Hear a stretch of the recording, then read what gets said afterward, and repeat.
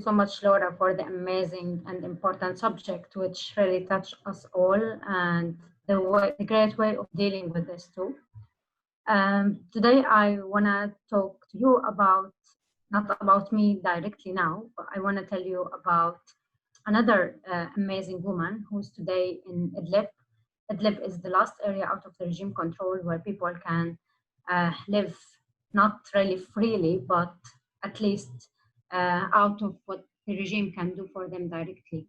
This area has been like bombed and shelled by numerous and different weapons, but still until today there is an amazing people who living there. One of them is Hiba. Hiba Barakat is a Syrian filmmaker. She lives in Idlib and she is reporting from there.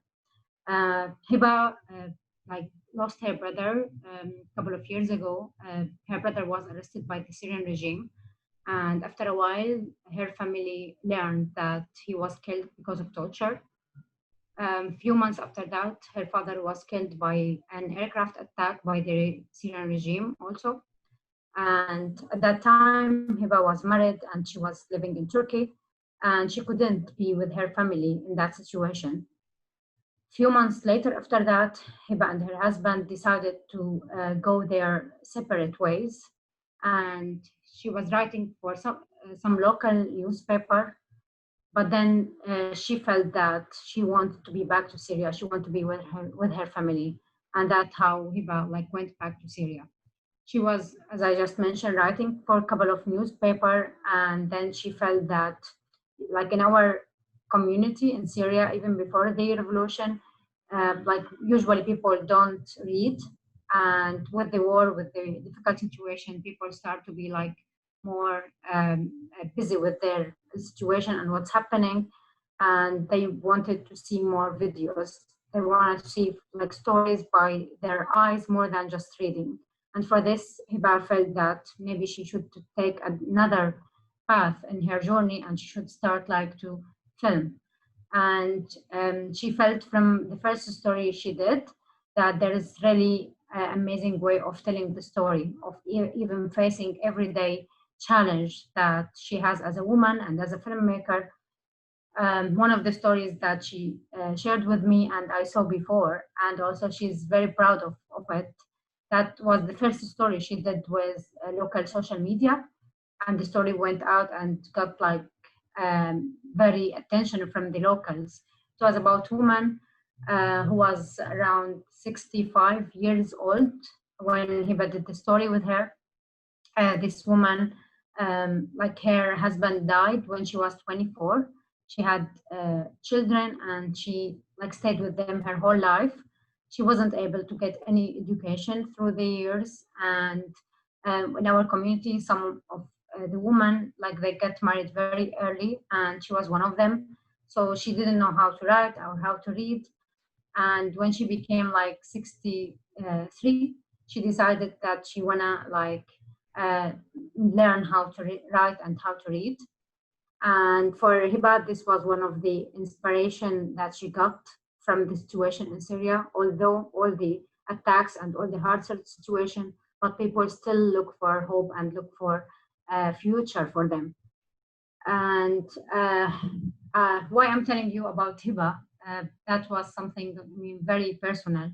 When I'm looking at Hiba now, I'm looking at myself 3 years ago. 3 years ago when I was in Aleppo, interrupt in a besieged city, I didn't know at that time if I will be alive or not.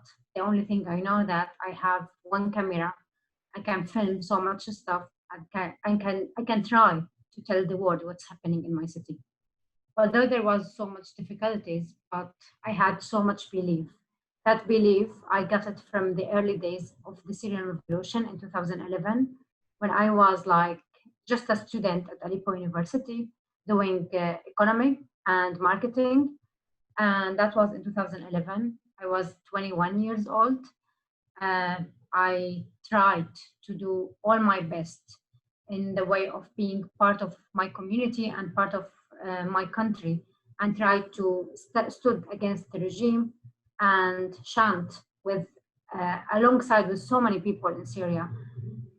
for better future, for democracy, for justice, and for respect for us as a citizen in Syria.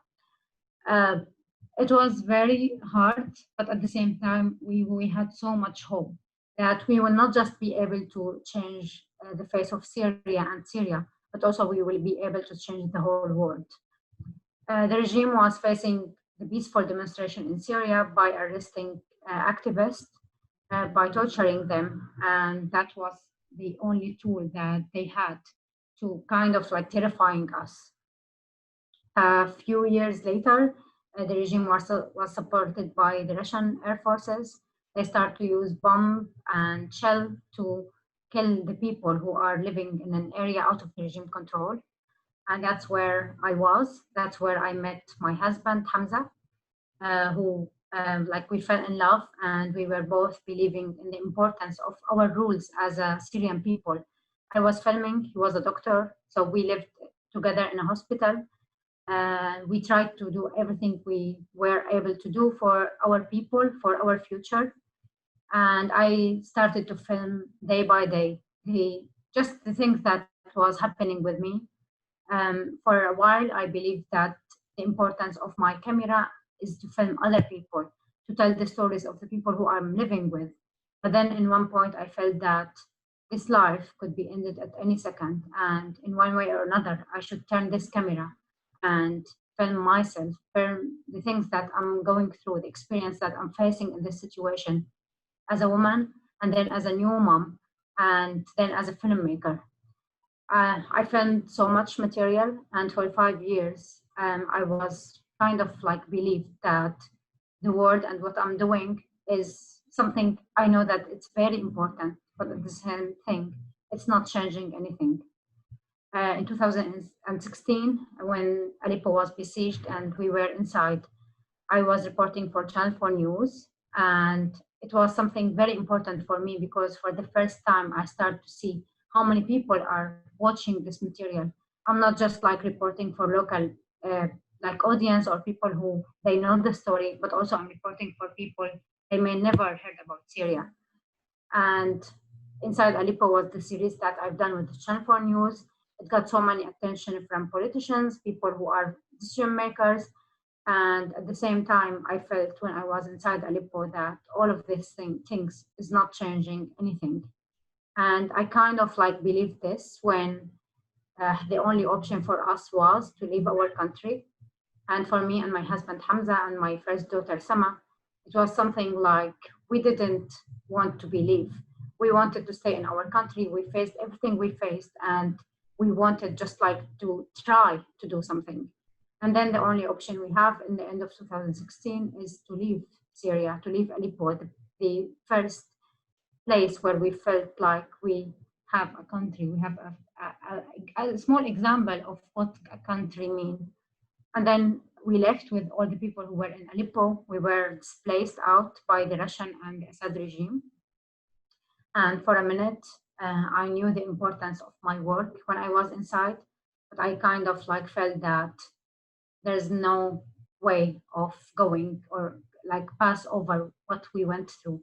And I start to believe that like maybe I should just like break my camera and not do anything anymore in media. And maybe that like I stayed in this situation for maybe 5 minutes, and after this I felt that I lost everything. I lost like my country, I lost my hope, I lost even my future, but I should not lose like the only thing that I have, which is our story.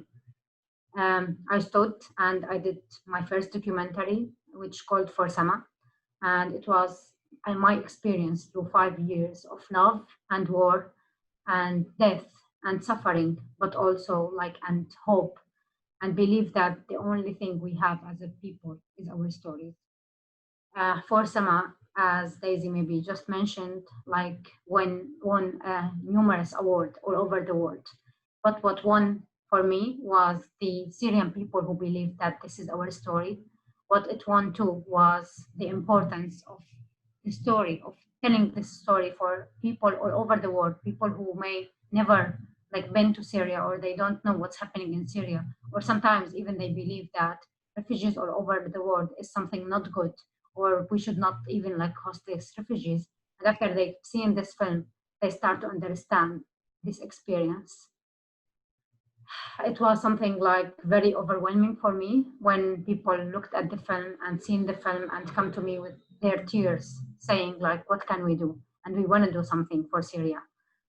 And for this reason, we created Action for Sama, the impact campaign that we did for the film, for people to be part of our battle and our fight for a free country. And after all of this, today I'm in Greece. I'm trying to report what's happening right now in Moria, in one of the camps who got fired.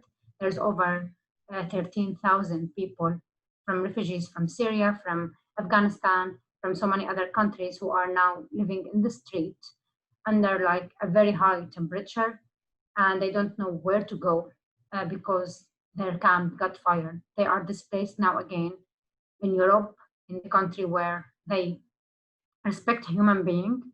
And to be very, very honest, I'm very emotional today, and I feel like not that hope that I had before I came here, but at the same time, I mean, we need to keep that hope. We need to keep fighting. We need to be all together in this. We need to show solidarity for the people who are different and who are in very hard situation. And I just want you all, like maybe to go and watch my film to understand what I was really talking about, and to believe in other people, to show the best of you and helping other people. Maybe is my story is just one story who you may like hear about now, but I'm sure that around you there is so much stories. Please look at everyone you know around, look at the refugees in your country, try to hear from them, try to hear why they became refugees, and how it's for all of us, we need to look for a better future. If we were all together, if we have our story like owned by our voices and by our um, memories and by our like for our future, this is all what we need like to do. And thank you so much for this amazing opportunity. I'm very glad, and it's my really pleasure to talk to all of you. And please like watch for Sama, and like hope to see you all soon in different areas.